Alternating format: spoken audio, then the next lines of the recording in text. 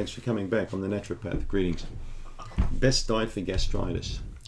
You've got pain, you've got heartburn, you've got some painful stomach. Okay, the lining of the stomach is burning, it's swollen, it's really sore. What can you eat? What's the best food? Well, think about this logically.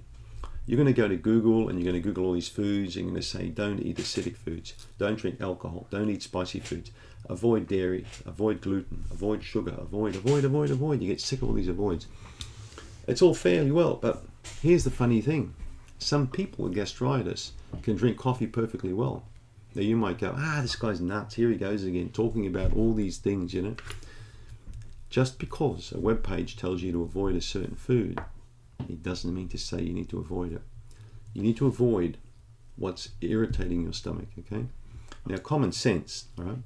I'm not saying, I'm not condoning, going to the Pizza Hut and having 3 pizzas and 2 liters of Coca-Cola. I mean, that's just madness. But when you've got gastritis, there are many things that you could eat that you maybe think you can't eat. You may be avoiding them for certain reasons because you don't like them, or it could be certain types of vegetables, all right? The alkaline diet is a nice one. An anti-inflammatory diet definitely does work for the majority of people. So meaning when you have got gastritis, alcohol is a no-go zone. And so is generally refined sugar. Honey should be fine, okay? So be careful of people who say avoid all sugars completely. It's easy to make these blanket statements, but they don't usually mean anything, okay? Many politicians are good at these kind of things. So alcohol, coffee, obviously, tea for some people, but many patients I've seen with Helicobacter or gastritis could drink 1 or 2 coffees a day, no problem at all. Right? A clever thing for gastritis, especially if there's no known cause and the doctors can't find it, is to step up the intake of different spices and herbs slowly over time. You may find massive aggravation when you first start. Now we're talking ginger, garlic, many different types of spices like cinnamon, like clove. These could all be introduced into the diet. Right? Colloidal silver, I've spoken of many times, is quite a good adjunct, little bits in the diet.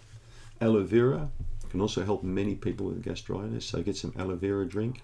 You know, just take a tablespoon per day in a bit of water. That can be really soothing. One of the really cool things I found that works for many people is cabbage juice. Just green cabbage leaves juiced up. 2 tablespoons in the morning and 2 tablespoons before bed. Fresh cabbage juice. Bingo, no more gastritis for the bulk of people who do that. All right? Cabbage juice works as well as many different antacids do for the gut. So try that out. Green cabbage juice. Right? Aloe vera for others.